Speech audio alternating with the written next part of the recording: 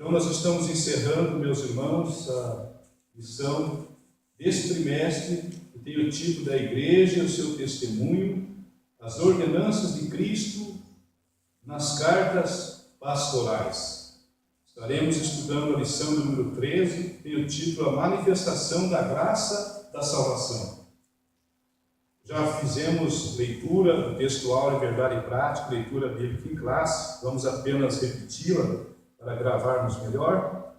O texto áureo é Tito 2:11, porque a graça de Deus se há manifestado, trazendo salvação a todos os homens. A verdade e prática, aquilo que nós temos que pôr em evidência em nossa vida no dia de hoje. A graça de Deus emanou do seu coração amoroso para salvar o homem perdido por meio do sacrifício vicário de Cristo Jesus. Foi feita a leitura bíblica em classe também. Tito 2:11 a 14, 3:4 a 6, quando diz o texto sagrado: porque a graça de Deus se há manifestado trazendo salvação a todos os homens, ensinando-nos que, renunciando à impiedade e à concupiscência mundanas, vivamos neste presente século sóbria, justa e piamente, aguardando a bem-aventurada esperança e o aparecimento da glória do grande Deus e nosso Senhor Jesus Cristo, o qual se deu a si mesmo por nós, para nos remir de toda iniquidade e purificar para si um povo seu especial, zeloso e de boas obras. Mas quando apareceu a benignidade e o amor de Deus, nosso Salvador, para com os homens, não pelas obras de justiça que houvéssemos feito, mas segundo a sua misericórdia, nos salvou pela lavagem da regeneração e da renovação do Espírito Santo, e abundantemente Ele derramou sobre nós por Jesus Cristo, nosso Salvador. Então, meus irmãos, a própria leitura bíblica em classe nos mostra, irmãos, que, na verdade, quem serão aqueles que vão subir no dia do arrebatamento, aqueles que se conservarem puros, zelosos pela obra de Deus, que têm um testemunho que marca a sua passagem por esta terra. Onde quer que o crente vá, ele deve demonstrar que está vivendo a experiência com Cristo. E isto vai se evidenciar nos seus atos, atitudes, palavras, comportamento, como os irmãos estão acostumados a que nós sempre estamos nos referindo. Meus irmãos, por causa do pecado, Romanos 3:23, e que diz que todos pecaram, porque todos pecaram e destituídos estão da glória de Deus. Significava, amados irmãos, que todos estávamos destinados à morte eterna, à separação eterna de Deus. Mas também nós encontramos em Romanos 6:23, porque o salário do pecado é a morte, mas o dom gratuito de Deus é a vida eterna por Jesus Cristo, nosso Senhor. Então a graça significa, amados irmãos, que Ele não nos deu aquilo que merecíamos e nos deu os que nós não merecíamos. Nós merecíamos simplesmente o inferno, porque toda a nossa vida, nossa conduta, nossos pensamentos eram maus, desde a origem do pensamento lá no interior do homem. Todas as nossas coisas que fazíamos eram motivadas pelo pecado que habitava dentro do crente. Após a pessoa aceitar a Cristo Jesus como seu Salvador, essa graça salvadora, ela cria no coração humano, do ser humano, uma tendência para as coisas de Deus. Se acaso alguns dos irmãos não sentem essa tendência para o bem e para as coisas do Senhor, nós vamos ver ao longo desta revista, se conseguirmos chegar ao final. E isso deveria estar muita gente assistindo para perceber se sua vida ainda está na presença de Deus ou de repente já perdeu a graça, porque é possível ter recebido a graça de Deus em vão. Nós vamos ver ao longo desta ministração. Então nós merecíamos a morte e o julgamento eterno no lago de fogo. Essa era a pena capital pelo pecado que o ser humano sempre cometeu. Jamais o ser humano nasce, e ao partir do momento que ele tem a razão dele chegada à sua mente, ele não procurando as coisas de Deus, ele fatalmente, inexoravelmente vai parar no lago de fogo e enxofre que arde para a vida eterna. E ali é só tormento, tristezas, angústias, é um tormento eterno que os escritores e os comentaristas dos textos bíblicos, eles apenas podem comparar ao tormento do lago de fogo, a picada do escorpião, os sintomas da picada de um escorpião. É algo terrível, horrível, e que isso vai durar para todo sempre. Deveria se pregar mais sobre isso em todas as igrejas evangélicas do mundo inteiro, porque está só se pregando bênçãos e vitórias, e muitos de nós que somos alvos dessas mensagens, nem sequer nos conduzimos pela vida cristã de um modo pio, santo e verdadeiro. Então, lá em Apocalipse 20:15 está escrito que aquele que não foi achado escrito no livro da vida foi lançado no lago de fogo. Então, nesta manhã, nós estudaremos a lição de número 13, que é a manifestação da graça da salvação. Se Deus não nos quisesse salvar, minhas irmãs e meus irmãos, Ele não tinha compromisso nenhum, porque foi o homem que se afastou de Deus. Não foi ele que se afastou do homem. Não partiu de Deus o erro, mas do homem errar, do homem cair na desobediência. Então nós vamos, a partir desse instante, estar lendo a nossa revista, fazendo possíveis comentários. Na introdução desta última revista do trimestre, diz assim: nesta última lição do trimestre, estudaremos a respeito da graça divina. A graça de Deus é a mais extraordinária manifestação do seu amor para com a humanidade. Mas esta só pode usufruir os benefícios desse recurso divino se reconhecer o seu estado miserável em termos espirituais e converter-se mediante a aceitação de Cristo como Salvador. Notem, primeiramente, irmãos, já na introdução, algo de suma importância que muitos não prestam atenção. O comentarista da revista diz que a graça de Deus só pode ser usufruída dos seus benefícios divinos se o ser humano reconhecer o seu estado miserável em termos espirituais e converter-se. Nós já falamos em outras ministrações, irmãos, que a graça de Deus depende do reconhecimento do homem, de todos nós, de cada um de nós, da nossa miserabilidade. Acaso a graça de Deus não pode se manifestar para com o homem se o homem não reconhecer a sua miséria, que vem de dois termos do latim, que é misere, significando miséria, e cordia, que significa coração.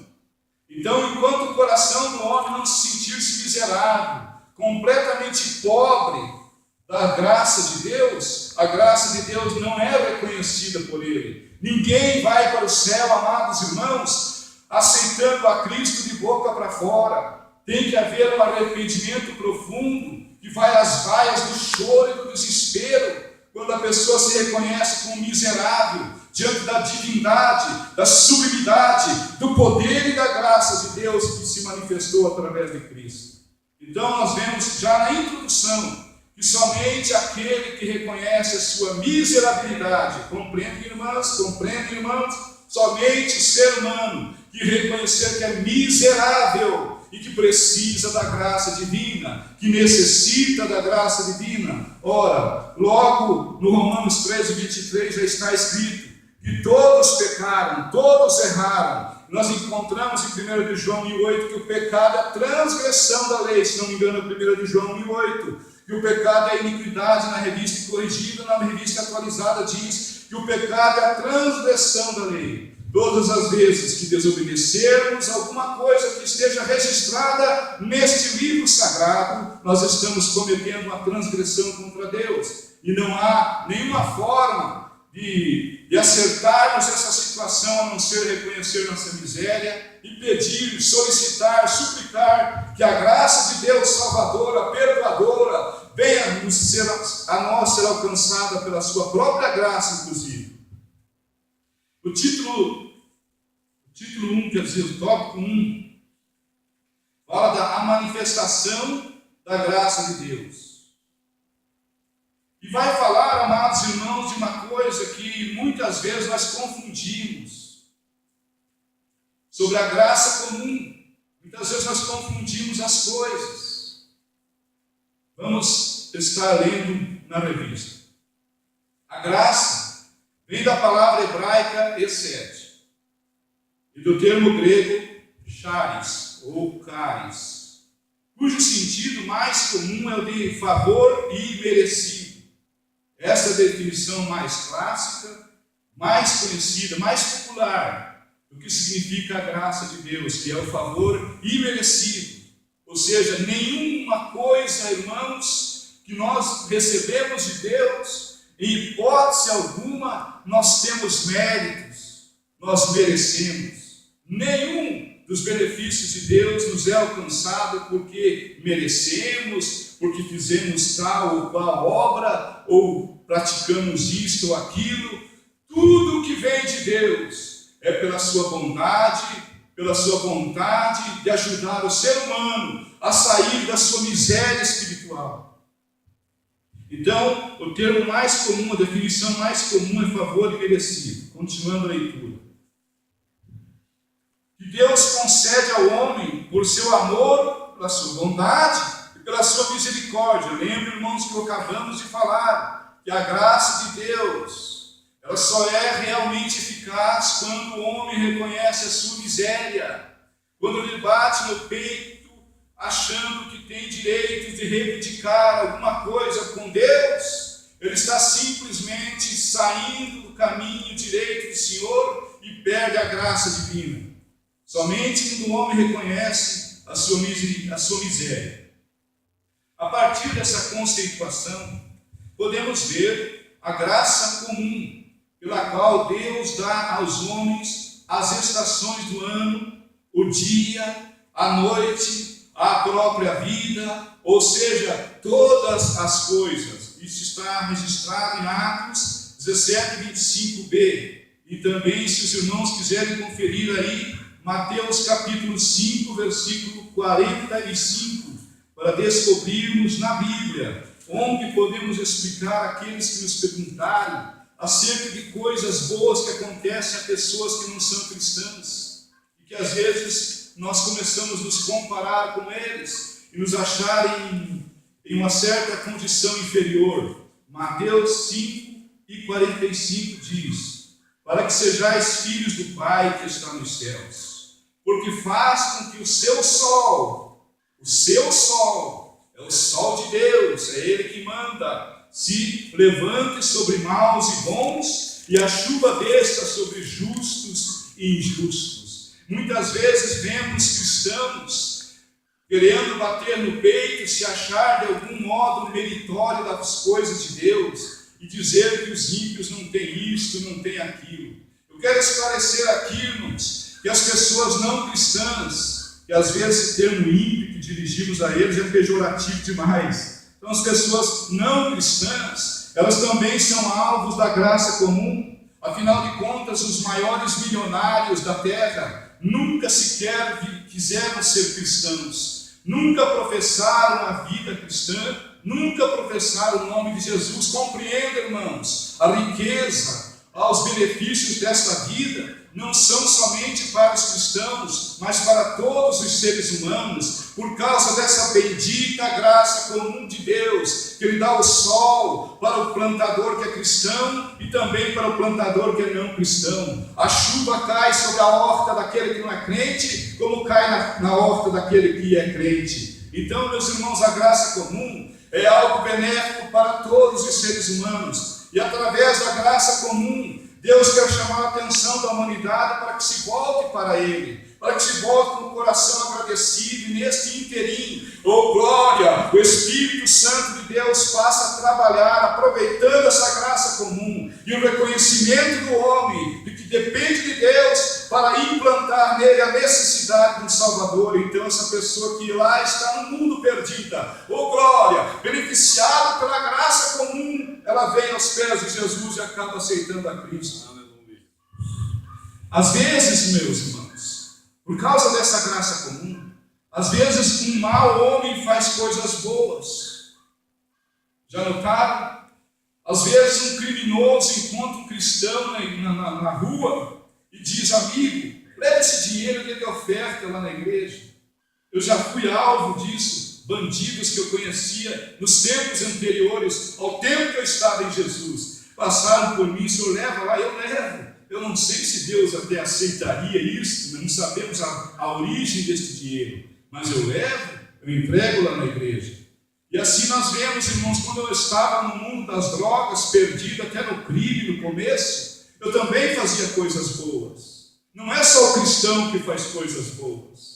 Até porque tem cristãos que fazem coisas ruins. Não é, amados irmãos? Então nós temos que tirar da cabeça isso, que só porque você é crente, você vai ser beneficiado com todas as coisas de Deus, e o que não é crente não. Em Atos 17, 25, que está referenciado na revista, diz que Ele mesmo quem dá a todos a respiração, a vida e todas as coisas, observar todas as coisas. E também Mateus 5,45 diz que Ele faz nascer o sol sobre justos e injustos. Nesse contexto, Mateus 5,45 está em evidência o amor de Deus, que é sem acepção de pessoas. Nesse sentido, Deus ama todo ser humano. Caso contrário, Ele tinha que abençoar com riquezas financeiras, que é o que os mais crentes estão buscando hoje, somente para os cristãos. No entanto, há cristãos sofrendo, irmãos, padecendo às vezes quase que necessidades, enquanto que aquele que não é crente vive uma vida regalada. A proposta de Deus para a sua igreja é um céu aberto, um céu de luz, um céu de glória, e esse é o nosso objetivo, ir para lá. Aqui na terra depende tudo de Deus. Então, não sei se os irmãos compreenderam bem que esta graça comum beneficia a todos os homens. E trata-se de uma ação de um superior a alguém em condição de inferioridade. A graça de Deus se há manifestado, como diz o nosso texto áureo, trazendo salvação a todos os homens. Porque a graça não traz apenas salvação, mas a salvação é a mais importante de todas as bênçãos. É mais importante que cura, mais importante que prosperidade material, é mais importante que a própria saúde, é a salvação eterna em Cristo Jesus. E até porque, amados irmãos, você não está aqui porque amou a Deus. Você não está aqui porque Deus viu em você um coração que o amava muito, porque em 1 João 4,19 está revelado que nós o amamos, porque Ele antes de nós nos amou a nós. Então não temos mérito nenhum de estar aqui, e às vezes nos achamos cheios de orgulhos, cheios de vaidades, e achamos que Deus está conosco. Será que estamos com Ele? Subtópico de número 2, irmãos. Fala sobre a graça salvadora. A graça de Deus é uma só, mas ela se revela ao ser humano em vários aspectos. A graça salvadora. Porque a graça de Deus se é manifestada trazendo salvação a todos os homens. Note, amados irmãos, que a vontade de Deus é salvar a todos os homens. A pergunta é: todos os homens serão salvos? Não. A resposta é soturna. Não. Porque não caem nesse estado que eu disse anteriormente, de reconhecer a sua miséria.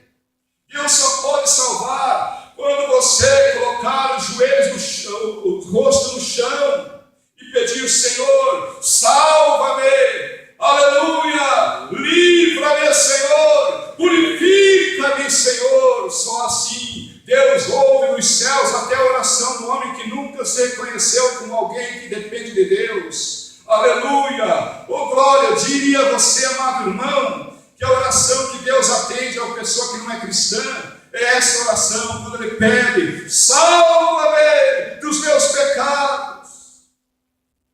E a graça salvadora se manifesta quando nós queremos ser salvos. Continuando a leitura.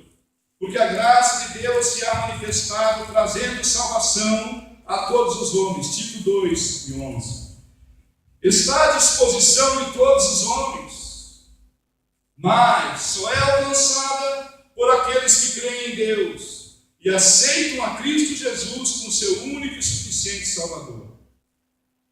Por intermédio dela, Deus salva, justifica e adota o pecador como filho. Aqui envolve essa graça salvadora, irmãos, vários aspectos das doutrinas bíblicas. A primeira que ele cita é a doutrina da salvação, a soteriologia, em que o homem é salvo do poder da culpa e da presença do pecado. Essas questões aí que se envolvem em debates, em que o homem ele é cristão, mas não tem como se livrar do pecado, é uma falácia da doutrina espúria que está se espalhando, de que o homem não tem como ser salvo, ele sempre vai cometer pecados. Não, irmãos, a palavra de Deus diz que Deus salva, e além de salvar, ele justifica, ele limpa, ele declara o homem justificado de todas as suas culpas, ele está cancelando a dívida que o homem tem para com Deus, e ainda adota esse homem, esta mulher, como filha dele, e é hora de nós tomarmos posição como filho de Deus, e não apenas como crentinhos, como pessoas que professam religião, mas homens e mulheres, glória a Deus, que tem um elo de ligação interruptível da parte de Deus, que é a filiação divina. Então, meus irmãos, a graça é Cristo.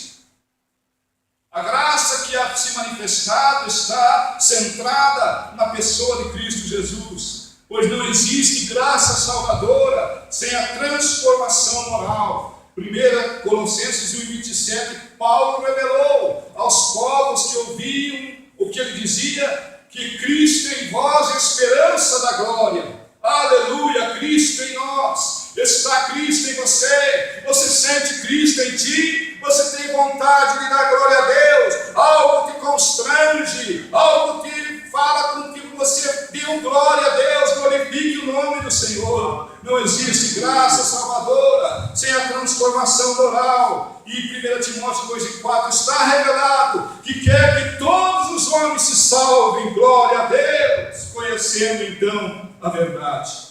Essa é a graça salvadora. Voltando só um pouquinho na graça comum, os milionários não são crentes. A maioria dos milionários não são crentes, mas são privilegiados mais do que os crentes. Para nós perdermos as desilusões, e até porque, irmãos, isso leva à libertação, porque às vezes você é crente fiel e está passando por momentos difíceis na vida, e passa a olhar para os ricos, para os maçons, para os espíritos e até para os satanistas que vivem cheios de dinheiro e parece que gostam de muita boa saúde, e às vezes você está enfermo, e aí começa o diabo a oprimir a mente desse crente, e ele começa a perder a salvação, perder a fé, perder a esperança. Em nome de Jesus, compreenda que a graça comum veio para todos os homens, mas ai deles, porque não tem a graça salvadora. E o dia que Jesus arrebatar a sua igreja, os milionários ricos, os satanistas milionários, todos eles ficarão aqui, mas o crente pobre, o crente cheio da graça de Deus, vai chegar às mansões celestiais, e isso que nos interessa.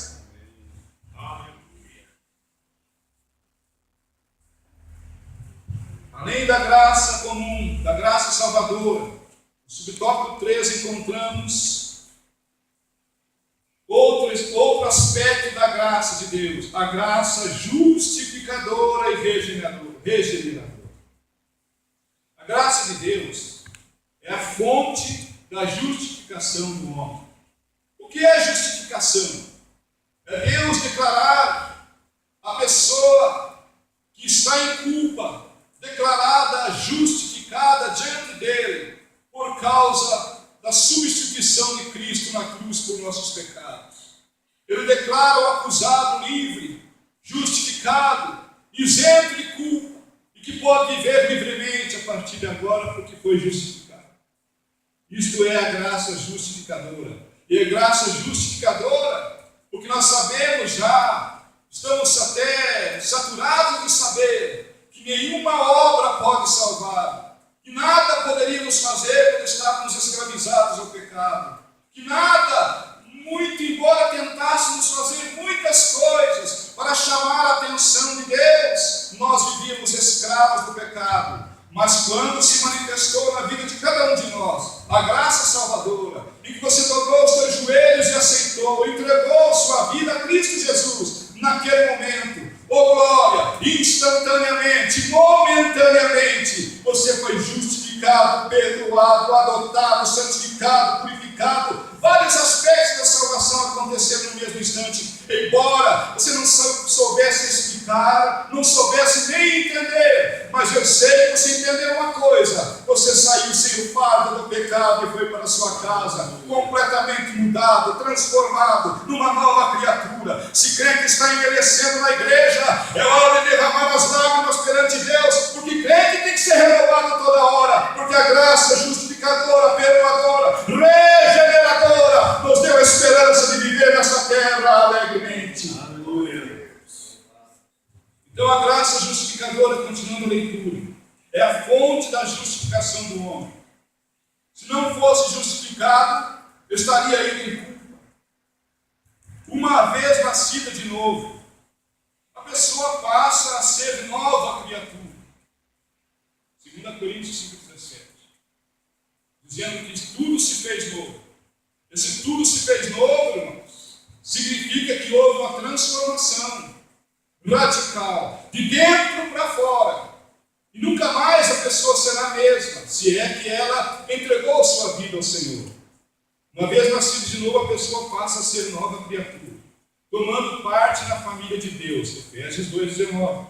Assim que já não sois estrangeiros, nem forasteiros, mas concidadãos dos santos e da família de Deus. Por que esse versículo enfatiza a questão de ser estrangeiro e forasteiro? Porque lembrem-se, irmãos, que na antiga aliança, os homens que não eram judeus não eram considerados como da família de Deus. Embora houvessem prosélitos que vinham de outros países e se faziam judaicos através da circuncisão, mas eles eram considerados separados do povo judeu. Só o povo judeu era considerado na época o povo de Deus. Hoje, deixa eu deixar bem claro aqui, que o povo de Deus, escolhido por Deus agora, não são mais os judeus. Não são nenhuma espécie de ser humano diferenciado, mas a igreja de Jesus Cristo, o salvo, o remido, este é o povo de Deus. Não são mais os judeus. Os judeus perderam essa graça, a não ser aqueles judeus que aceitaram, se entregaram a Cristo e que viveram uma vida diferenciada a partir de então. Então essa graça justificadora, que está em Romanos 3,24, sendo justificados gratuitamente, diz o texto sagrado, por sua graça, pela redenção que há em Cristo Jesus. Somos justificados gratuitamente, não foi pago preço algum, Ele já pagou todo o preço, irmãos. É só tomar posse da salvação e sair daqui batizado com o Espírito Santo de Deus. Essa justificação é a declaração de Deus que o crente está legalmente justificado, isento de culpa, que foi cancelada a sua dívida e que foi imputada na pessoa de Cristo todas as nossas dívidas. Ele pagou, Ele solucionou o problema. Conta-se uma parábola, uma ilustração, que um homem, ele infringiu uma lei, que não me lembro agora qual fora, teve que comparecer ao tribunal. E no tribunal ali, como eu aqui, como juiz, julgando as causas do povo, estava o amigo dele, o melhor amigo dele, que agora era juiz e ele era réu. E ele pensou, bom, hoje eu tenho que ir bem, porque o meu amigo é juiz, ele vai me absolver. Ele não vai deixar que eu vá parar na cadeia por um acidente, embora eu não possa provar tanto a minha inocência. E a palavra dá a entender que esse juiz condenou o seu amigo. Ouvidas as partes, declarou o seu amigo culpado, deveria então pagar com as consequências do seu ato. E o amigo se levantou e andou por ali conversando com alguém, e observando o amigo dele lá no tribunal, que depois desceu. E ele disse, mas esse meu amigo não foi tão meu amigo assim, pensei que ele ia me absolver. amigo dele, que era juiz, desceu do tribunal, foi lá na tesouraria do tribunal, tirou do seu bolso uma certa quantia, pagou a fiança e mandou o seu amigo para casa. Ele, o réu, não merecia. Estava gratuitamente perdido e tinha que pagar a sua dívida. Mas o seu amigo desceu do tribunal e pagou, cancelou a dívida que o réu tinha. Preste atenção, assim também Cristo fez. Você não tinha como pagar a sua dívida. Ele desceu lá dos céus, aleluia, e veio se oferecer por tua culpa, pelos teus pecados, e te absolveu. Essa é a graça, irmãos. Aspectos da graça salvadora. Tem muitos, aleluia. Vai a noite inteira falando. Agora, nós somos nova criatura. Se nós fomos salvos agora nós temos uma novidade de vida, como está em Romanos 6:4. Agora um novo estilo de vida. São pensamentos oriundos da mente de Deus que passam pela nossa mente. Se não passam, é porque não nasceu de novo. Desculpe ser franco. Ô glória, se seu coração não é puro, bom, na maior parte do tempo, é claro que todo ser humano tem suas falhas. Mas se não há novidade de vida, ninguém se entregou para Cristo aqui neste santuário.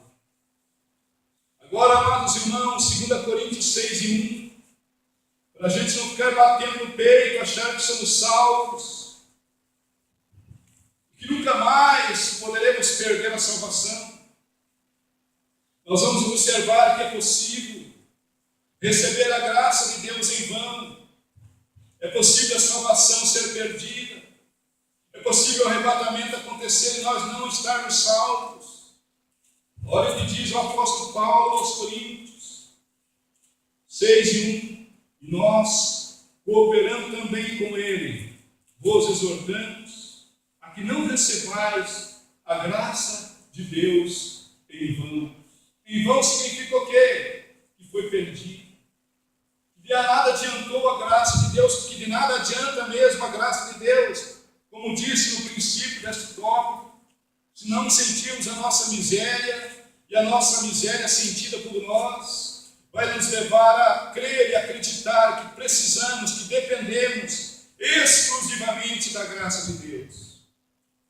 E além disso, irmãos, ele poderia justificar e regenerar, mas existe um aspecto da graça de Deus que nos conduz, que pelo menos dá o primeiro passo na nossa vida no sentido da santificação. E é o subtópico 4 que vamos agora ler na revista. A graça de Deus só pode ser eficaz na vida do convertido. Veja que não são palavras do Eliezer, que é meio enfático. São palavras do comentarista da revista baseadas nas palavras de Deus. A graça de Deus só pode ser eficaz na vida do convertido se ele se dispuser a negar-se a si mesmo para ter uma vida de santidade. Observaram? De nada adianta, irmãos, a graça comum ter trabalhado, a graça comum ter feito você ficar enfermo, ou ido parar num crime, para de algum momento lá, na solidão dos teus dias, na solidão das tuas noites, você olhar para si mesmo e dizer: estou perdido, preciso do Salvador. Não adiantaria nada.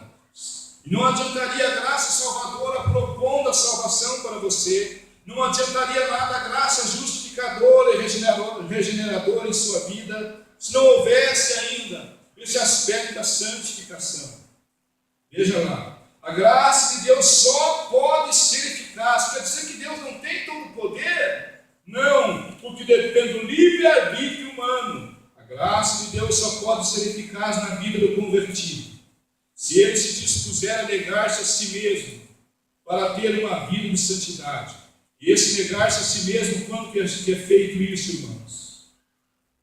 Quando que nós fazemos essa negação de nós mesmos?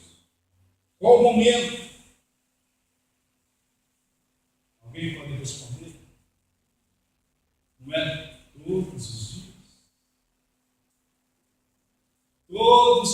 dias ensinou Jesus, nós temos que renunciar a nós mesmos, tomar a nossa cruz e todo dia seguir.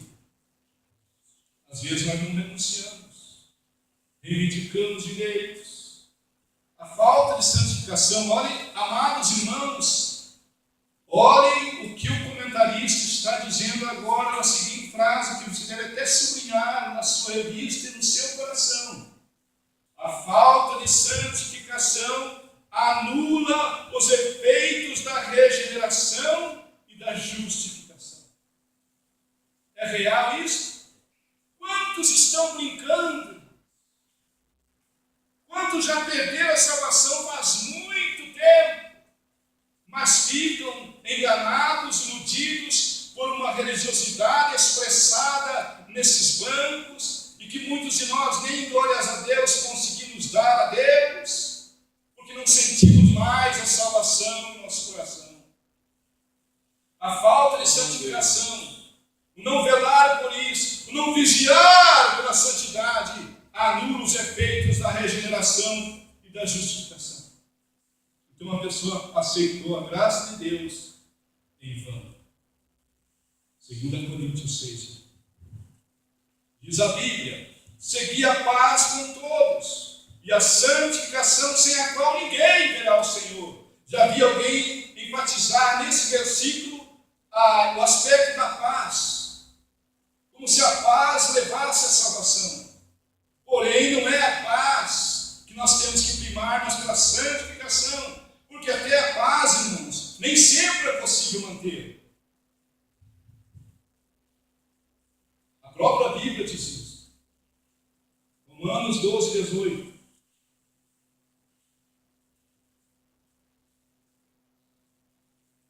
Se possível, na minha tradução, uma revista corrigida, segundo Romanos capítulo 12, versículo 18.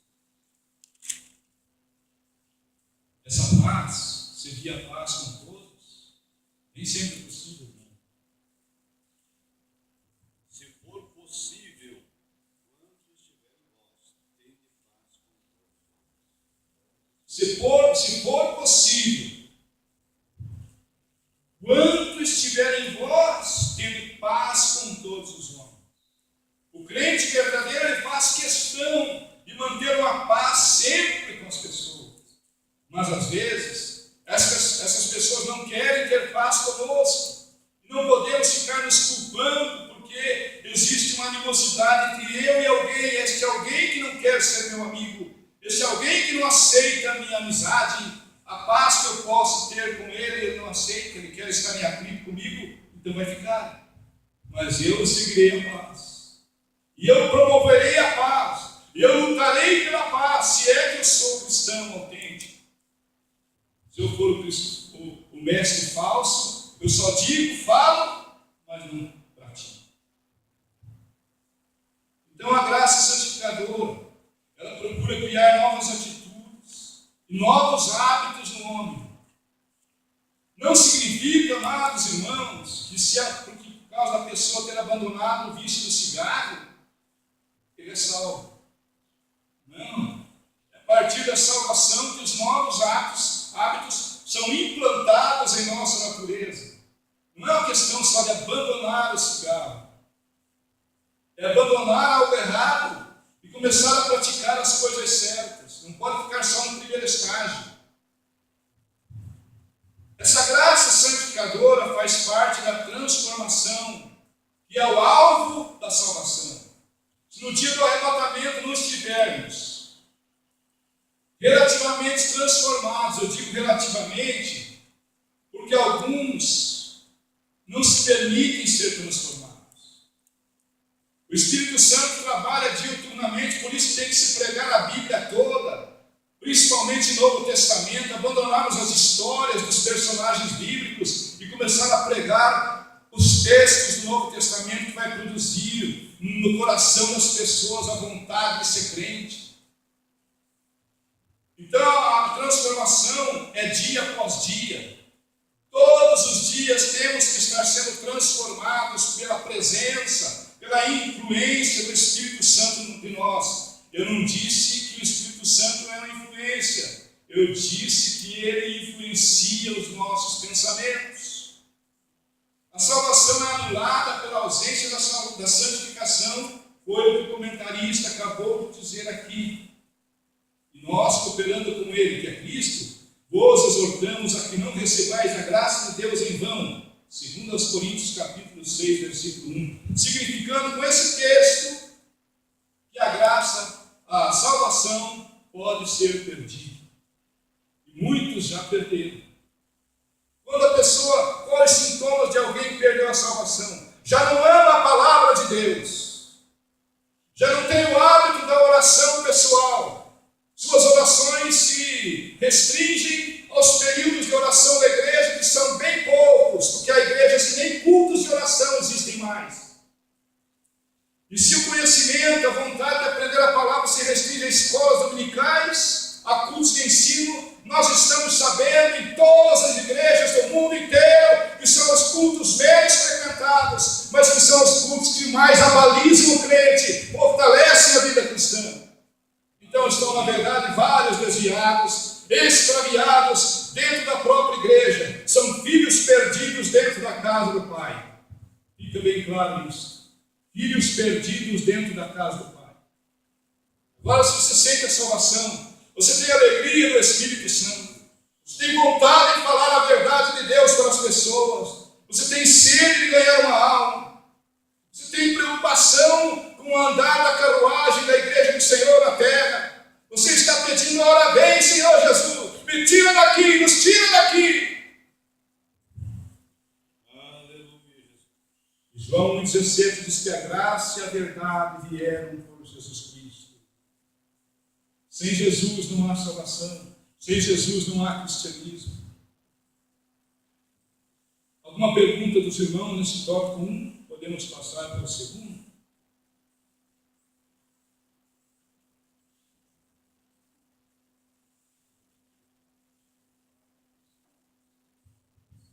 Agora nós veremos, irmãos, já que essa graça nos alcançou, já que nós sentimos a graça de Deus, e por senti-la, glória, por experimentá-la, é que ao nós irmos para a oração, nós vamos contritos. A gente vem para a igreja, se todos os crentes sentissem a salvação, irmãos, os primeiros hinos da harpa, o fogo do Espírito Santo derramava-se sobre a igreja. A verdade, irmãos, é que eu sinto que as pessoas vêm para a igreja em busca da salvação. Parece que é isso, que eles perderam algo e tentam encontrar nos cultos. Mas está equivocada a situação. A gente é salvo, quer vir adorar a Deus na igreja. Aleluia. Aleluia. É diferente. Os valores estão invertidos. A situação está caótica. Vamos ver a conduta do salvo em Jesus, então, que o comentarista da revista traz apenas alguns aspectos, poucos aspectos dos sintomas de alguém que é salvo em Cristo Jesus. Ele fala, porque ele se baseou no livro, na epístola de Tito, a Tito, melhor dizendo, capítulo 3, versículos 1 a seguir. Então ele traz a conduta do salvo em Jesus baseado nesse texto. E o tópico 1, subtópico 1, ele fala sobre a sujeição às autoridades. O cristão sincero deve obedecer aos governantes e autoridades constituídas. Agora vem algo aqui que simplesmente muitos ignoram. Desde que estes, os governantes e as autoridades, eu digo mais, até pastores, obreiros, que querem impor obediência ao povo, eles primeiro têm que estar sob uma sujeição a Deus também. Olha lá, o cristão sincero deve obedecer aos governantes e autoridades constituídas, desde que estes não desrespeitem a lei de Deus. Jesus mandou dar a César o que é de César e a Deus o que é de Deus. Baseados nestes versículos, os falsos mestres que estão por esse Brasil afora Eles querem enfatizar esse versículo dizendo o seguinte: a César é o governo, então você paga o teu imposto, e a Deus você dá o teu dízimo. O que Deus quer é um coração sincero e puro. Nesse versículo. E não podemos distorcer a Escritura. Nesse versículo que Deus quer, Ele vai passar a relatar aquilo que Deus quer no subtópico 2. Já vamos ver. Mas vamos tratar dessa questão da sujeição às autoridades. Significa que o cristão autêntico, é claro que ele não vai sonegar impostos. Se o governo espera obediência, espera sujeição a eles como autoridades de alguém, ele claramente vai esperar disso dos cristãos. Não é? Que são esses que mais esmeram por ter uma vida plena, um testemunho eficaz, serem transparentes. Mas quantos cristãos, quando o guarda apoia ele, passando o sinal vermelho, é o primeiro: quanto é seu pai? Já parte dele a questão de subornar a autoridade. Eu conheço alguns crentes em Curitiba, por aí afora, que sonegam impostos, que subornam os guardas para não levar multa. E como Deus observa isso? Quando nós desrespeitamos a lei civil, e se vier Jesus nesta manhã, Ele nos deve? O que vocês acham? Mas as leis civis têm a ver com Deus. Foi Ele que instituiu as autoridades. Se você sonegar impostos, se você subornar o guarda, e Jesus vier ali 10 minutos, você nem... E na verdade os cristãos fazem isso e nem sequer a sua consciência acusa, certo? Se Jesus vir, irmão, Quem resiste ao sim. Quem resiste à autoridade resiste à ordenação de Deus. Então, irmãos, o crente tem que ser sujeito às autoridades como exemplo para essa sociedade corrupta e corruptível, mas não significa obediência cega, mas consciente à luz da fé cristã extraída da Bíblia Sagrada. Viu, irmãos? Não é seguir cegamente, é ter consciência do que está fazendo e fazer o bem, fazer as coisas certas, porque a autoridade é constituída por Deus para refrear o mal, Romanos 13:4. O cristão não precisa das autoridades, porque ele não faz o mal. Ele não pratica nada que seja necessário as autoridades chegarem na tua casa para te corrigir, porque em nada você errou no tocante às leis civis. Até o governo civil está sujeito à lei de Deus.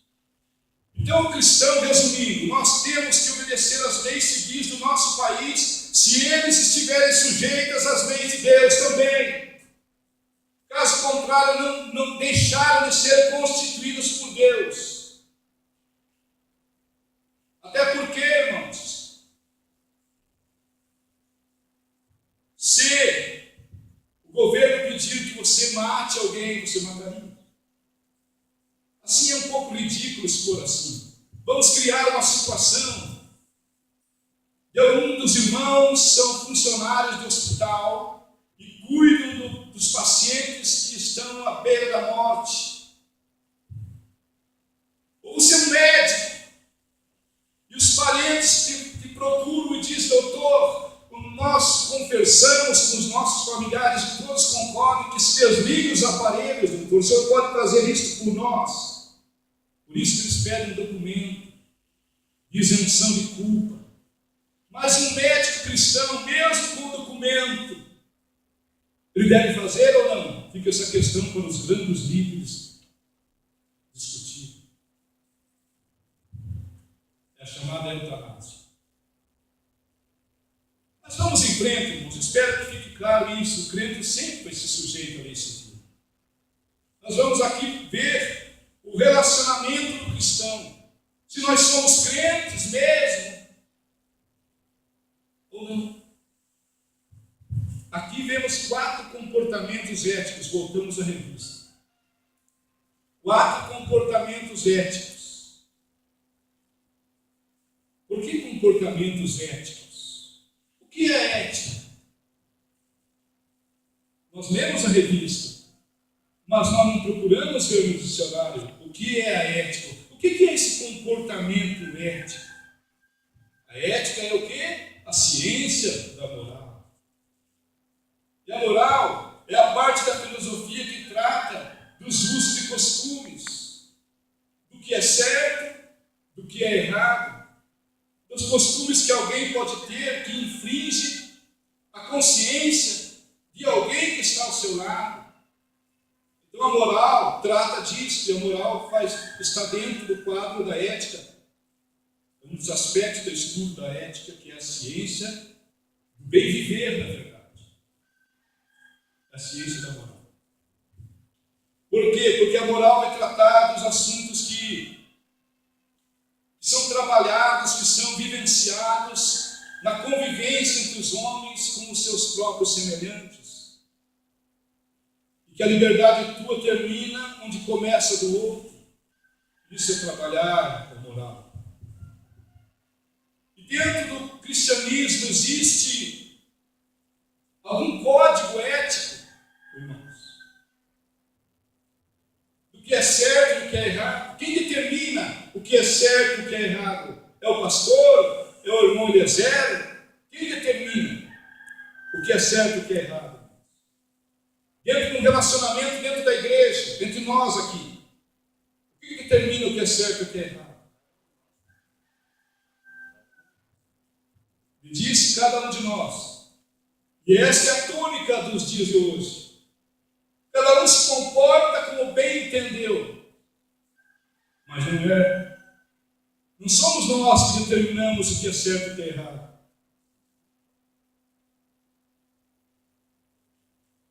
A Bíblia Sagrada determina o que é certo e o que é errado. No relacionamento entre os irmãos. E onde na Bíblia, irmão Eliezer, está registrado o código, então, ético, tem que haver um código ético. Para se determinar a moral, tem que se determinar o código ético. O que vai reger essa moral que trabalha os aspectos do relacionamento entre os crentes? Você se lembra que no Antigo Testamento, quem determinou essas coisas? Foi o próprio Jeová, que entregou nas mãos de Moisés as tábuas da lei. E os mandamentos, as ordenanças, os estatutos, as leis civis, morais e religiosas, e como o homem deveria se conduzir com os seus semelhantes. Vocês não encontram lá? Muito bem, chegou o Novo Testamento do Senhor Jesus Cristo. E ele passa a expressar qual é o código ético, ele sobe no monte, passa a dizer sobre as bem-aventuranças do reino, mostrando as qualificações do cidadão do reino e estabelecendo qual é a ética que vai reger esse governo de Deus na terra, esse reino de Deus na terra, que deveriam ser as igrejas cristãs. Glória a Deus. E aquele que se esmera, que pensa, que deseja chegar no céu, trate de se conduzir pela ética que Cristo ensinou, determinou, regimentou, outorgou ao ser humano, para que esse possa um dia chegar lá e as portas serem abertas. Bem-vindo, benditos do meu Pai, para o reino que está preparado desde a fundação do mundo. Só quando entrarmos pelo código ético, veja bem, irmãos, para explicar isso, como se eu estivesse subestimando a inteligência de vocês. Ao deixarmos o Brasil e sermos levados a morar no Paraguai, ou melhor, na Inglaterra, chegado lá, é passado para nós todo o código de leis do país, para que nós nos atentemos a nos adequar àquele código de lei daquele país. Se nós, porventura, irmãos, infringirmos alguma lei de lá, o que acontece conosco? Nós somos presos e, dependendo da gravidade da situação, somos extraditados. Vergonhosamente, eles fazem questão de dizer: não queremos aceitar esse brasileiro aqui entre nós. para nós, irmãos.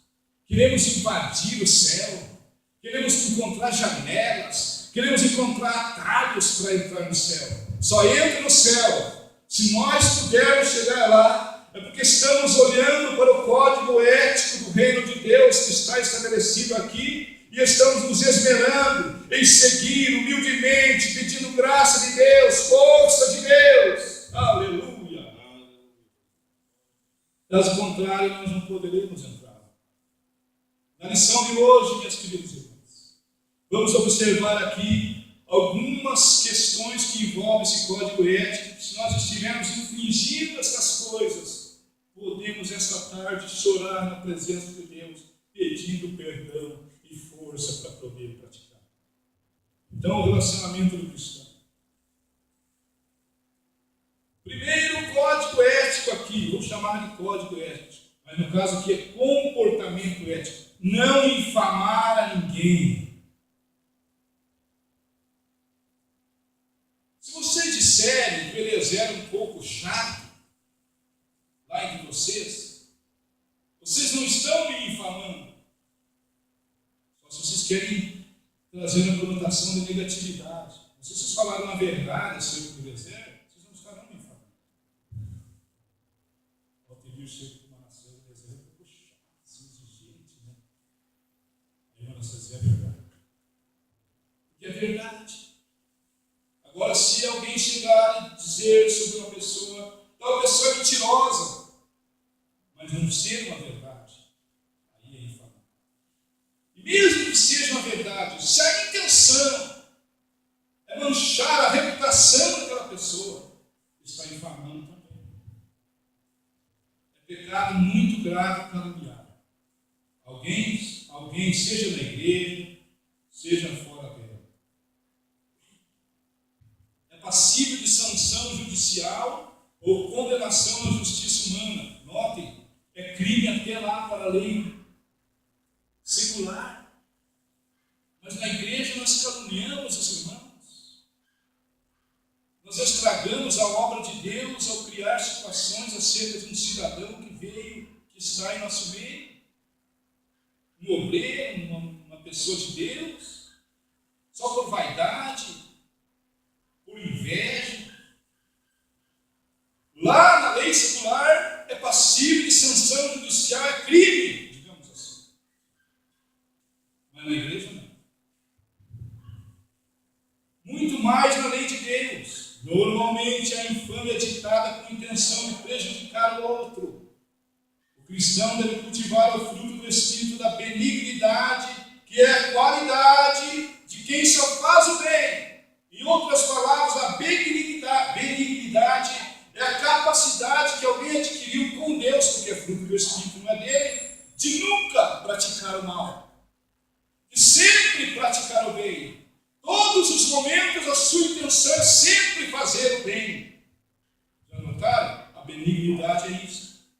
É o antídoto para a infamação, para a calúnia. Tudo tem um remédio.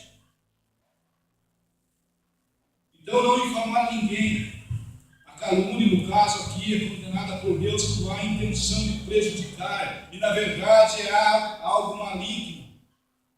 É algo que o diabo colocou na cabeça de alguém para caluniar, criar uma situação inverossímil, que não é verdade, sobre uma outra pessoa, para prejudicar. Para não subir ao púlpito. Para Deus não usá-lo mais. Vai se caluniando, trabalhando, puxando tapete, jogos políticos, jogos de interesses. A infâmia é crime contra a honra, é contra a reputação, é desonrar o teu irmão, e por isso você não sobe no céu. Eu não subo no céu.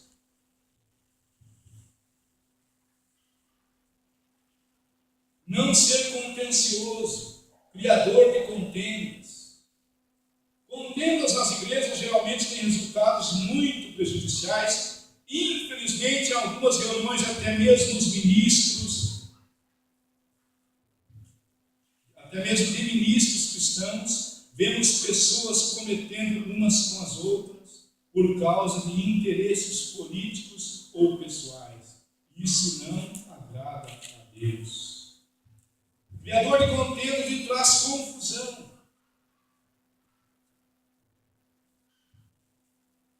Eles tentam fazer com que alguém tire do foco uma pessoa que poderia ser benéfica para a igreja.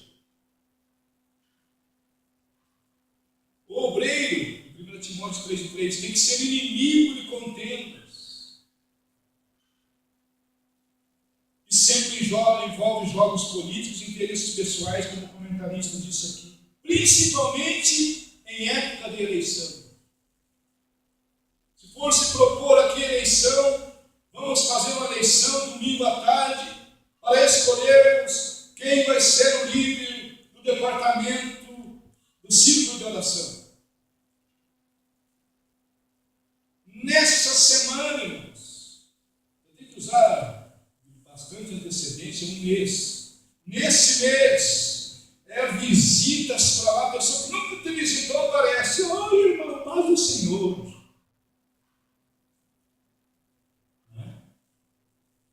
Isso não poderia haver, na verdade, na igreja cristã, nem esse tipo de comportamento para a escolha de líder deveria haver. Deveria o Espírito Santo, glória, ainda conseguir falar ao coração de um líder para escolher alguém para a liderança do departamento.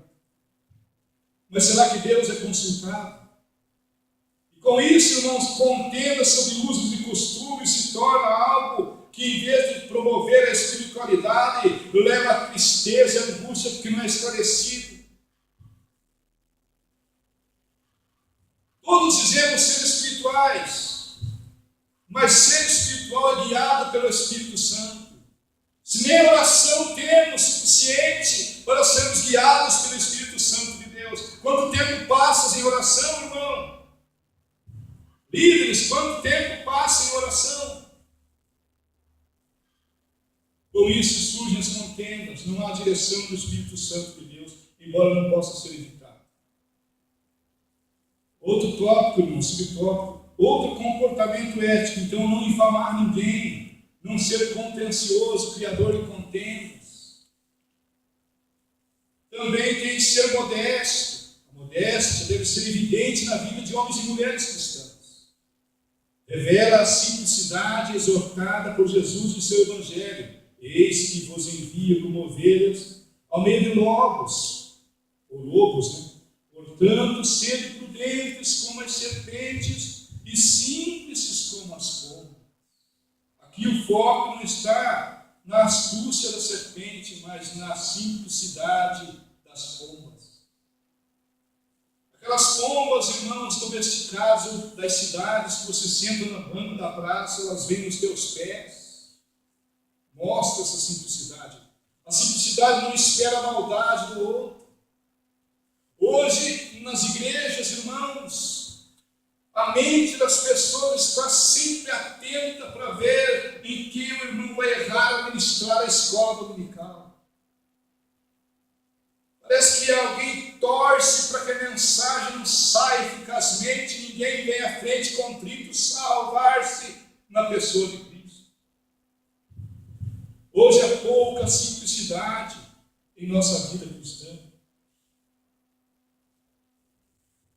Em Gálatas 5:22, nós encontramos a palavra longanimidade, que significa uma pessoa que não é contencioso, mas modesto, cordato, tolerante, não cria contendas. Assim é ser modesto. O antídoto para contencioso é ser modesto. Ser simples, prudentes como a serpente, simples como a pomba, contrastando a sagacidade da serpente, aliada à pureza e à simplicidade da pomba, que demonstra docilidade, é dócil. Assim é o crente. O verdadeiro cristão é dócil. Ele pode pregar a mensagem exortativa aqui, mas ele te abraça com docilidade, ele te saúda com alegria, com prazer, ele quer a salvação da sua vida. Nota o que Jesus ensinou. Ele trouxe contraste entre a sagacidade, a prudência, a astúcia da serpente, com a simplicidade, a modéstia, a docilidade da pomba. mostrando que nós temos que ser sem egoísmo, sem soberba. Outro comportamento ético é mostrar mansidão para com todos os homens. Timóteo 2:24. O que é a mansidão, irmãos? Vamos ver o texto. Mas o que é a mansidão? Tem um texto na Bíblia que fala que Moisés era o homem mais manso da terra.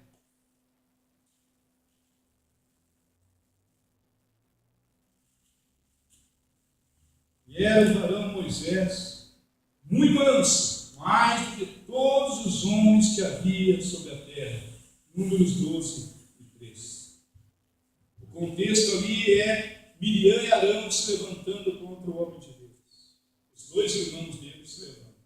O ciúme arde em Arão e Miriam. Só você, Moisés, é o homem de Deus. Só se você é chamado, só você tem chamada. Que culpa tem alguém de ter chamado Deus? E aí eles fazem lá uma sedição. E o que o texto quer trazer em foco é que mansidão não é você simplesmente ser conivente com o que está acontecendo. É você confiar que Deus vai tratar do assunto ao teu favor. Isso é ser manso. Até porque Paulo não foi muito manso. Jesus também não foi muito manso em algumas questões. Mas a mansidão não significa as pessoas vêm e batem na tua cara. Você simplesmente oferece a segunda, sem critérios de avaliação do que Jesus está ensinando. Também tem que se posicionar. Não é aceitar tudo, como uma mulher cristã deve ser submissa ao marido, desde que não infrinja-se a lei de Deus também. Se o marido exigir algo da esposa que seja contrário à vontade de Deus, a quem ela deve obedecer? Ao marido ou a Deus? Então, ser manso é deixar que Deus faça o que Ele quiser. Se eu estou nas mãos dele, Deus vai tratar assim. Assim fez o nosso amigo Moisés. Mansidão é a capacidade de depender de Deus quando afrontado ou perseguido. Moisés foi afrontado na situação ali, mas ele tinha capacidade de depender de Deus, não das suas forças, não até da sua autoridade que Deus lhe tinha dado. Ele poderia dizer a Miriam, Arão, foi Deus que me escolheu. Eu estava lá no deserto cuidando das ovelhas quando ele apareceu na sarça ardente que não se consumia. Foi ele que me chamou. Eu até quis dificultar a Deus, porque na verdade o crente verdadeiro ele tenta dificultar a Deus. O crente verdadeiro, quando é chamado para ocupar um cargo, ele não diz assim, não, eu estou pronto, é comigo mesmo. Não, ele diz, não, eu tenho algumas coisas que eu preciso melhorar antes. Deus está escolhendo. Normalmente, né? Salvo raras exceções. A palavra mansidão é cognata a palavra humildade. O que é essa cognata, irmãos? É a palavra que expressa que existe a mesma raiz, ou seja, é sinônimo, é quase sinônimo. Mansidão e humildade andam juntos, são duas irmãs, como Ágata e Ângela, sempre juntas. Você não encontrou mansidão na pessoa, ele não é humilde coisíssima nenhuma, ele está fingindo ser humilde. E, amados irmãos, Jesus, Mateus 11:29, aprendei de mim, que sou manso, não só manso, mas também humilde de coração. Então elas não são bem sinônimas, elas têm a mesma raiz, elas andam juntos. E Mateus 5:5 diz que os mansos possuirão a terra. Vamos traduzir. Os que dependem de Deus, quando são afrontados, é que possuirão a terra. Os que confiam em Deus é que possuirão a terra. Não o que luta por seus direitos, como os pagãos o fazem. Cultivamos o parâmetro. São 10h14. Tem que fazer o almoço lá, irmãos? Já deixaram tudo preparadinho. Muito bem, irmãos. Agora nós passamos ao subtópico 3. Então nós vimos aqui, amados irmãos, qual seria o comportamento comportamento ético, nós vimos apenas alguns aspectos desse comportamento ético, para alguém se dizer, irmãos, que é cidadão do céu. Eu sou cidadão do céu, mas existe um comportamento.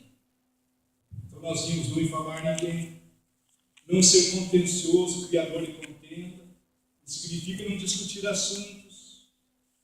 Não significa isso. Significa criar contendas, sair espalhando por aí, à torta e à direita. Você tem direito de conversar sobre alguns aspectos do ministério do Eliezer que você não concorda, você tem direito de conversar com alguém que incomoda você algum aspecto. O certo é o que você falar para mim, você não consegue, você tem direito de comentar com seu amigo, não é? Todos somos livres. Ninguém pode, nem Deus, nós temos direito de argumentar com Deus, né? Nós argumentamos com Deus. Muitas vezes. Jó disse, amaldiçoou o dia que tinha nascido. Como se dissesse, a culpa é tua, é o Senhor que me trouxe ao mundo. Entendeu, irmãos? Nós temos direito. Agora que nós não podemos, é nós dois sairmos daqui, lá na casa do fulano, e falar as mesmas coisas acerca do fulano, do ciclano. Depois lá na frente para outro, criando a situação de contenda. Isso não. É usar seus direitos de modo errado. Ser modesto e ser manso. Nada disto seria possível. Ninguém conseguiria não ser infamador, não ser contencioso, não ser modesto e nem ser manso, se não houvesse algo que é mais um aspecto da graça de Deus, que é a graça da renovação do Espírito Santo. Vivíamos entregues ao pecado longe de Deus. Olha bem o termo, vivíamos. Já não vivemos mais. Se alguém vive, é porque Cristo não está em seu coração. Vivíamos entregues ao pecado longe de Deus, mas Cristo nos salvou e nos purificou. Nos salvou e nos purificou. Nos tirou, salvar é tirar de uma situação de perigo. Muitas vezes, quando o salmista expressa nos seus salmos sobre salvação, não é a salvação da alma, é a salvação de perigos. Nós atribuímos tudo ao lado espiritual, nem sempre é. Com isso criamos ensinamentos errôneos que geram uma fé errada. Então, amados irmãos, nós fomos salvos, mas não bastava Deus nos salvar, nos tirar da situação de perigo. Qual o perigo? Morar no inferno. Mas Ele precisava nos purificar. Purificar pela água. A água é um dos elementos que mais purifica as coisas. Você tomar água, você purifica o teu organismo. Você toma as hortaliças, o que você faz? Lava em água corrente. As bactérias vão embora. Por isso que a Bíblia é rica. Todas as palavras da Bíblia têm que ser digeridas, espiritualmente falando, palavra por palavra. Porque Deus escolheu essa palavra purificação. Como novas criaturas, não temos mais prazer no pecado. Não quero dizer aqui que a gente não pode assistir um filme secular, estou dizendo. Podemos ser ignorantes. Até porque os filmes evangélicos distorcem a real verdade do Evangelho. Eles trazem uma conotação assim um pouco mundana das coisas. Às vezes, no filme secular, nós temos muitos ensinamentos a transmitir. É claro que teremos que ter critérios para escolher as nossas distrações, nossas diversões. Como novas criaturas, não temos mais prazer no pecado. Observe a seguir algumas características, segundo Paulo, que caracterizam o homem que vive segundo a carne. É preciso que se diga que aquele não vai ser salvo. E aí teríamos que explicar muitas coisas que o tempo não nos concede. O que é viver na carne? A igreja medianeira já aprendeu, se não esqueceram, o que é viver na carne. O que é andar na carne. A carne é a natureza pecaminosa que herdamos de Adão. Ela tem algumas necessidades que ela espera ser suficientemente satisfeitas. E o cristão verdadeiro que se entregou a Cristo, adotou e recebeu poder para governar a natureza pecaminosa que ainda está dentro dele, que nunca nos livramos dela, a não ser no dia glorioso do arrebatamento, quando seremos transformados, recebendo uma nova natureza incorruptível. Assim estaremos libertos para sempre dessa tendência para o pecado. Mas o homem que vive, o homem que diz ser espiritual, ele não faz mais a vontade da carne, que é a natureza pecaminosa herdada de Adão, que se inclina para o pecado. Em Romanos capítulo 8, vocês têm tudo isso ali delineado de uma forma muito clara. Não é o nosso assunto de hoje. Se nós não nascermos de novo, Jesus mesmo disse a Nicodemos que jamais entraremos no reino dos céus. E o nascer de novo é justamente isso. É ter essa inclinação para o pecado, gradativamente, depende da tua entrega, ser governada por essa nova natureza que vem dentro de nós. João 14, 21 e 23 diz que o próprio Deus Pai, o nosso Senhor Jesus Cristo, veio morar dentro de nós. Ele só pode morar dentro de nós quando Ele já salvou e já purificou, porque Ele não se mistura com o pecado. A água da regeneração e da lavagem já tem que ter exercido aquela limpeza completa para que o ambiente do coração humano possa comportar um Deus Santo. Então, se o crente vive a entrega de prazeres carnais, de coisas deste mundo, o Senhor não está com ele.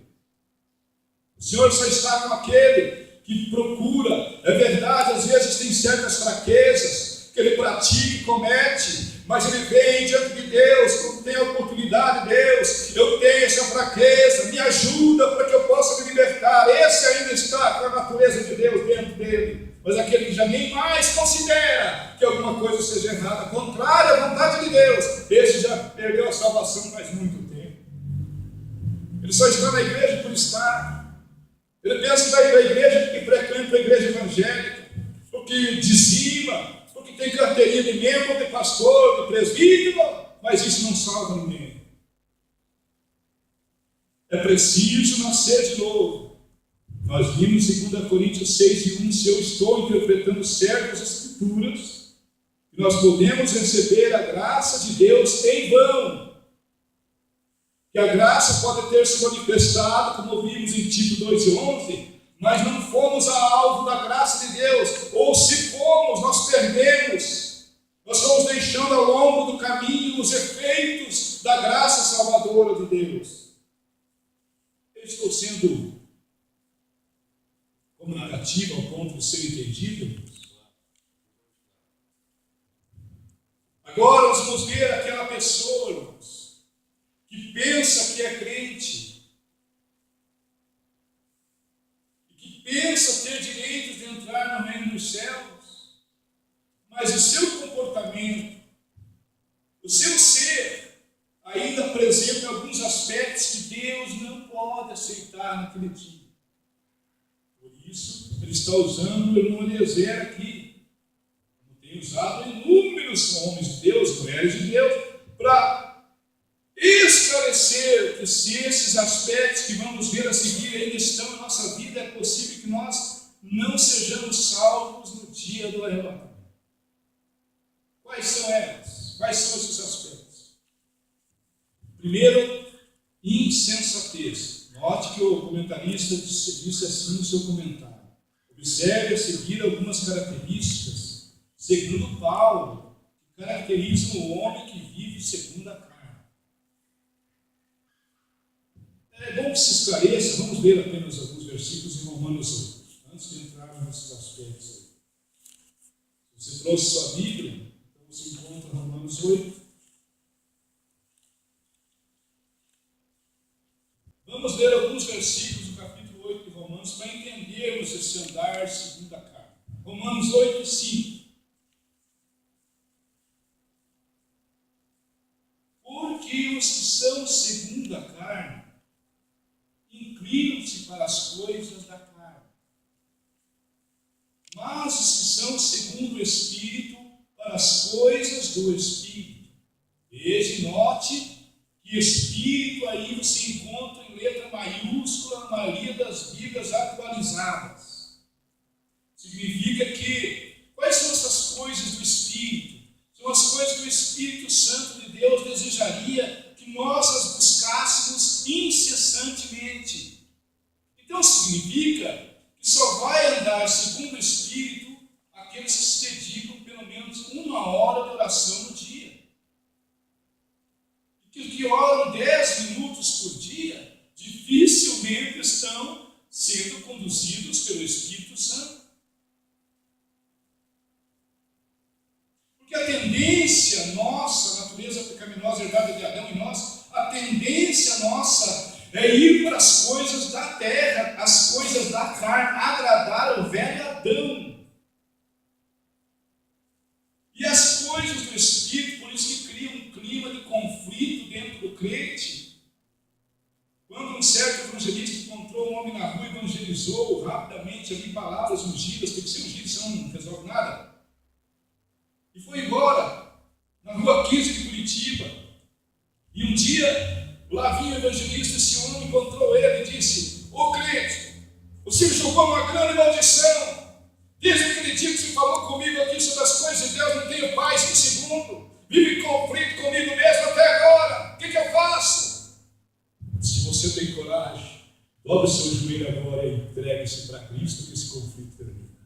Aleluia! Nosso evangelho não está conflitando nada. Estamos agradando a gregos e troianos. Nosso evangelho, nossa ministração não está incomodando mais ninguém. Perdemos a eficácia. Quando gerar conflito, você foi eficaz na sua ministração. Porque os que são segundo a carne, eles vão querer passar a tarde inteira comendo churrasco e tomando chimarrão. É claro que nós temos direito de fazer isso, mas todos os domingos. Eu digo domingos porque domingo é o dia que as pessoas estão de folga, estão em casa, são mais fáceis de serem encontrados nos seus lares. Mas não. E aqui falando de aspectos ainda superficiais da carne. E outras coisas. Que os maridos chamam seus esposos para assistir programa na televisão à tarde, de diversão. Mas na verdade o que ele quer ver é as moças rebolando que tem nesses programas.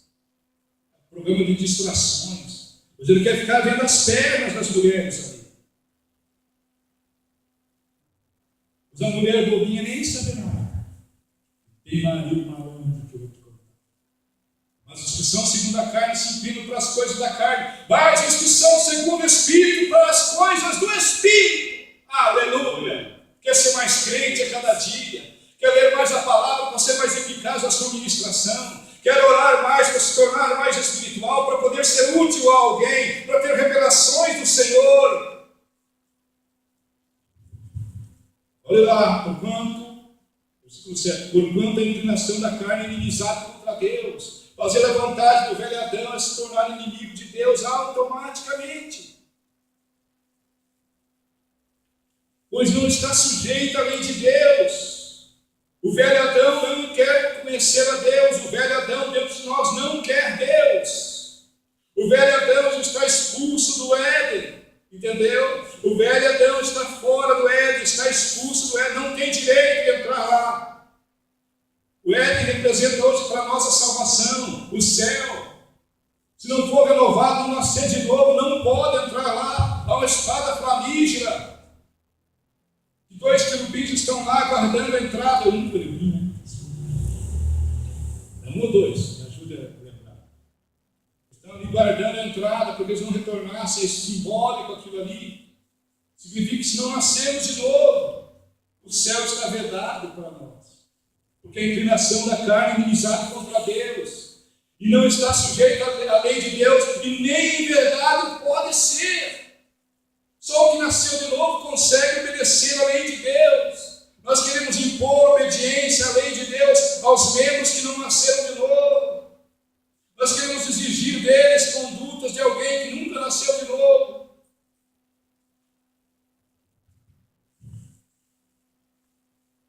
Versículo 9 dá um alerta: vós, porém, não estáis na carne. Vós não obedeceis mais às vontades do velho Adão, mas no Espírito, se é que o Espírito de Deus habita em vós.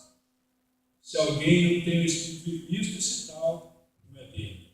Esclarecido sobre essa questão da carne, vamos ver agora alguns aspectos desse velho Adão. Ele é insensato.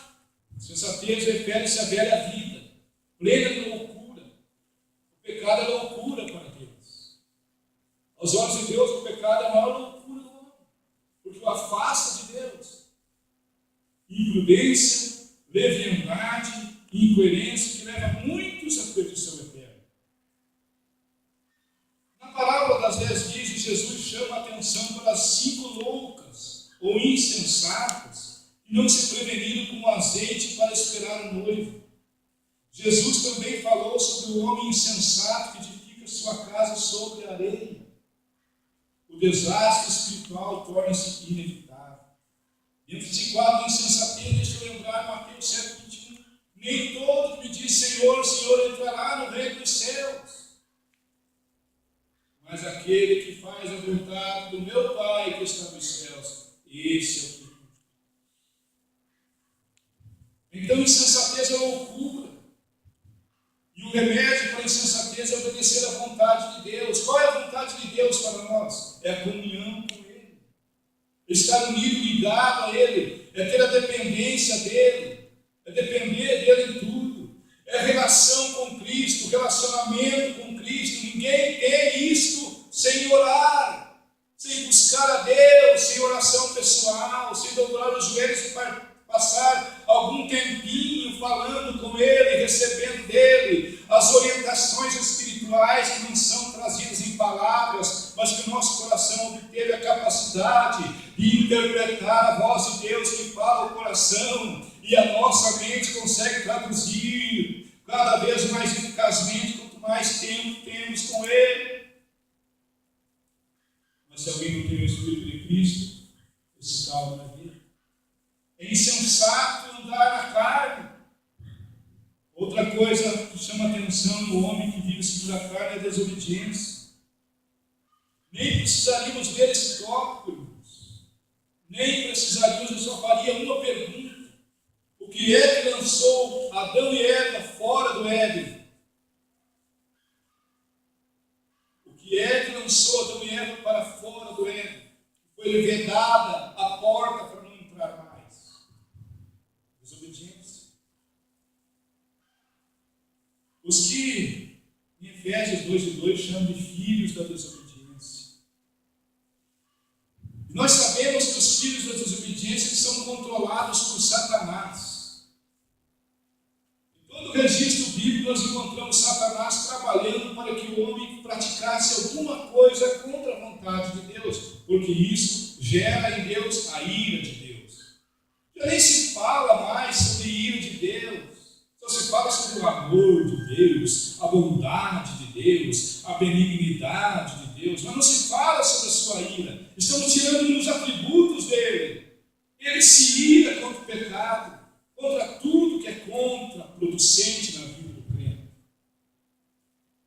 O pecado gera a ira de Deus. Por isso que em Efésios, os filhos da desobediência estão sujeitos à vontade de Satanás, são controlados todas as vezes que desobedecemos. Deixa eu deixar claro isso aqui. Se alguém achar que é doutrina do Eliezer, muito que bem, consultem-nos a Bíblia e vamos descobrir que ao desobedecermos a Deus em qualquer aspecto, estamos fazendo simplesmente a vontade de Satanás.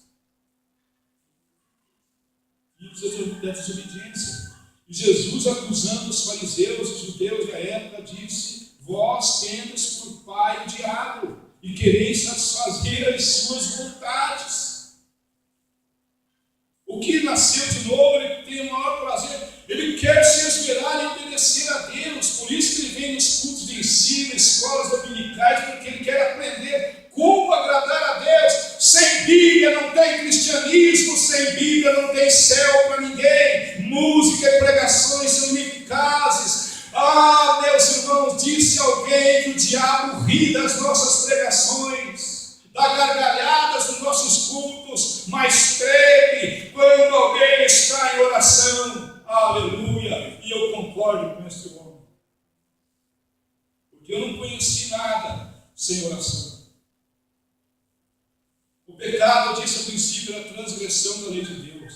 Desobedecer a lei de Deus é transgredir a lei. Ninguém passa incólume, sem uma culpa, sem um castigo, não é? Se transgrediu a lei de Deus, se você roubar, a polícia vai te buscar e você vai preso porque você roubou, você transgrediu uma lei humana. Agora nós transgredimos a lei de Deus e queremos passar isentos de culpa.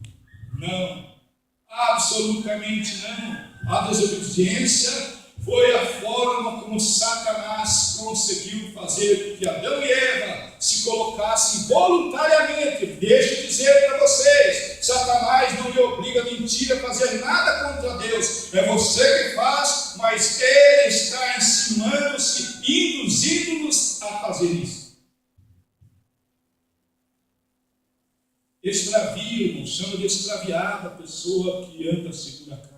Sem Deus, sem a salvação em Cristo, o homem perdido como ovelha sem pastor. Note isso, irmãos, extraviado, note. Tente imaginar, não use a técnica da nova era de visualização, não. Mas tente só imaginar a ovelha que se extraviou do seu rebanho. Ela se envolve em muitas confusões, se envolve em espinheiros, pode cair num barranco ali, ficar ali estagnada. O pastor vai buscar, é claro, se tiver pastor. Mas aqui mostra que nós, antes de termos entregado o nosso coração a Cristo, nós éramos como extraviados, sem Deus, sem salvação em Cristo. É uma situação difícil e por vezes desesperadora. Mas é feliz quem faz como o filho pródigo, que tomou a decisão sábia de retornar humilhado à casa do Pai, onde foi recebido com amor e misericórdia. Nem sempre a pessoa consegue tomar essa decisão, mas o filho pródigo foi feliz. Levantar-me-ei e irei ter com meu pai. Na casa do meu pai havia abundância de pães, de víveres, de alimento, e eu aqui tendo que comer as bolotas que os próprios porcos comem. Que situação! Só que ele não ficou nisso. Ele partiu, diz o texto. Ele não ficou só nisso. Levantar-me-ei, irei ter com meu pai. Ele simplesmente tomou essa decisão e foi, diz o texto. Levantou-se e foi. E disse: Pai, pequei contra ti, contra os céus. Não peço que o Senhor me aceite como filho. Faz-me apenas como um dos trabalhadores da sua casa. Esta é a questão da humildade. Nós queremos exigir patamares altos, não é, irmão? Nós queremos já entrar como líderes nas igrejas. Não queremos passar pelos caminhos iniciais da humildade, da entrega, às vezes da perseguição, da humilhação. Quando você for humilhado, diga: graças a Deus estou sendo humilhado. Oh, maravilha, isso está produzindo em mim, trabalhando o meu caráter, para perder o orgulho que eu possa conduzir ainda a ter lá no futuro. Desculpa a expressão errada. A humilhação aqui que cura da orgulho lá. Está te precavendo contra a queda, porque o orgulho precede a ruína. É isso que significa o permitir de Deus nas nossas humilhações. Quando obedecemos, nós estamos sendo livres. Extraviado é separado, viu? Lembra do texto, Romanos 3:23? Porque todos pecaram e destituídos estão da glória de Deus. E ainda ele apresenta aspecto pior, servindo a várias concupiscências e deleites. Concupiscência é o mau desejo do velho Adão.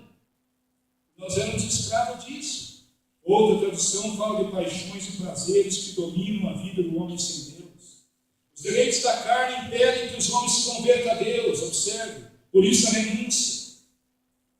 Se você quer fazer a tua vontade, saiba que não fará a vontade de Deus.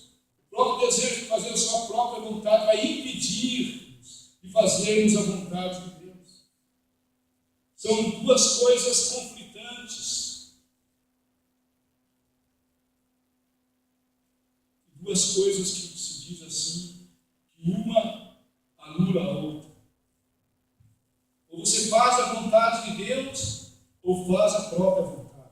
E quando estivermos fazendo a própria vontade, não estamos fazendo a nossa vontade. Estamos fazendo a vontade do velho Adão. Prova, meu deserto. À tarde, se você precisa de provas, então você leia Gálatas 5:16 em diante. Você vai ver que todas as suas decisões ou foram influenciadas pelo Espírito Santo ou pelo velho Adão que está dentro de nós. Ninguém, nós falamos em livre-arbítrio em certo sentido, e escolher a salvação ou não, mas ninguém tem o livre-arbítrio. Se você se basear em Gálatas 5:16, não existe livre-arbítrio. Pode ler lá depois, não é hoje que nós vamos ver isso. Agora, sobre essas questões da carne, Gálatas 5:16, mas eu vos digo, andai em espírito, e não cumprireis a concupiscência da carne.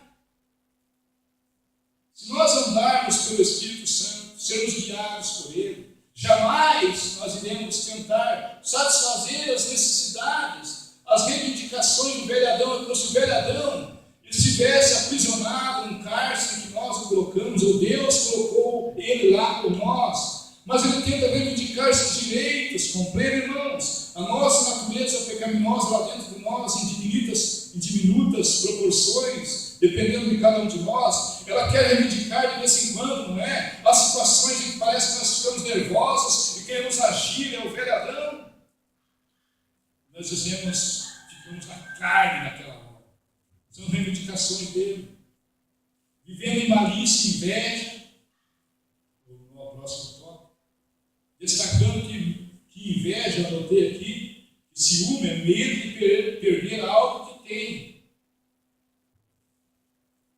Tem maridos que são ciumentos por causa da sua esposa.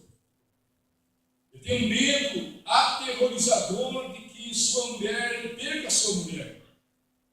Ele tem ciúme de qualquer homem que se apresente próximo a ela. Ele fica aterrorizado, dominado por um pavor aterrorizante de que a mulher dele, de repente, encontre algumas qualidades no homem lá que não haja nele.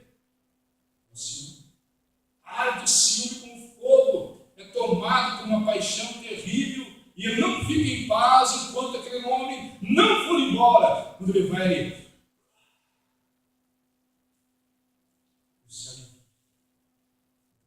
e a inveja, irmãos, é a aversão a quem tem o que você não tem. Você arde com uma paixão também, porque você queria ter aquilo que aquele homem não tem. Você não consegue ter. Isso é inveja. Então o crente às vezes passa a invejar a riqueza dos espíritas. Note a incongruência, a insensatez do pensamento humano. Devia se alegrar por ser salvo na pessoa de Cristo, mas está invejoso daquele que está perdido, filho de Satanás. O filho de Deus com inveja do filho do diabo. Os que não estão em Cristo estão todos sob o governo de Satanás.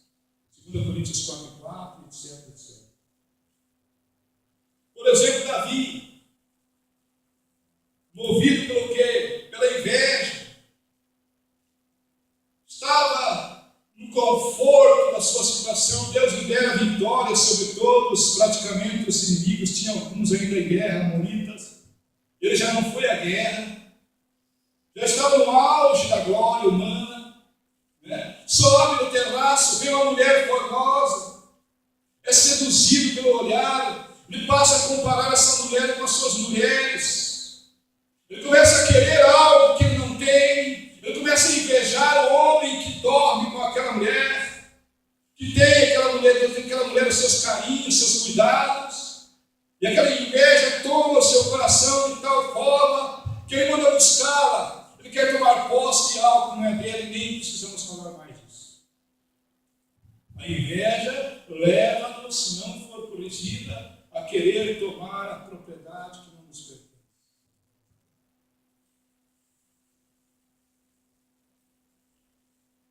Vamos passarmos para o último tópico, preso aqui rapidamente, só lido. Acho que ficou bem claro a ação dos tópicos universos. As práticas das boas obras. Praticar boas obras faz parte do dia a dia do servo e da serva de Deus, porque somos feitura sua, criaturas de Deus, criação de Deus. É como se Deus fizesse uma obra de arte. Você é a obra de arte de Deus. Você é a obra-prima de Deus. Nós somos a obra-prima de Deus. Ele criou todas as coisas, mas o homem, a mulher, é a obra máxima das mãos de Deus. Somos feitura sua, criados em Cristo Jesus para as boas obras. Fomos criados para as boas obras, as quais Deus preparou para que andássemos nelas. Aqueles que defendem a teoria, que estamos no tempo da graça, no tempo da lei, que não temos algumas exigências tantas assim a serem cumpridas, estão esquecendo de ir à frente. Só leia Efésios 2:8, diz: pela graça sois salvos. Mas esquece de ir à frente, que diz que nós somos salvos para as boas obras, as quais Deus preparou essas boas obras para que andássemos nela, para que praticássemos elas. Está em Cristo. Quem está em Cristo, eu já disse isso em outras palavras, quem está em Cristo tem prazer em praticar aquilo que é bom e agradável ao seu próximo e a Deus. O verdadeiro cristão, você nunca espere maldade dele. Nunca espere algo negativo da parte dele que você não vai nunca ter. Só se ele falhar, ele pode falhar. Mas pela regra você nunca vai. Você não vai encontrar nenhum tipo de sentimento contrário. Senhor nosso Deus e Pai eterno, bendito, Senhor do céu e da terra. Eu rogo a Ti, Senhor, neste instante, por estas vidas que nos ouviram pacientemente. Ó Deus poderoso, que o Senhor queiras ministrar sobre eles, meu Deus querido, a Tua graça salvadora, e os mantenha, Senhor amado, nas Tuas mãos até o dia do arrebatamento. Desenvolve, Senhor, a nossa oração, ministérios aqui, Senhor, desses que nos ouviram, Senhor amado, humildes, que o Senhor venha fazer deles homens e mulheres, cheios da Tua graça, cheios do poder e da unção do Espírito Santo, para desfazer as obras do diabo e ministrar a Tua palavra nos lugares em que eles foram levados por Ti. Dai graça, dai força, cura agora, Senhor, qualquer tipo de enfermidade que haja em nossas vidas. No nome de Jesus eu Te peço, Senhor, que a Tua graça salvadora, ou melhor, a Tua graça curadora, Senhor, venha curar agora os nossos corpos, nossas mentes e corações, tornando-nos melhores, mais aptos para Ti, para a Tua obra, Senhor. É no nome de Jesus que oramos. Amém.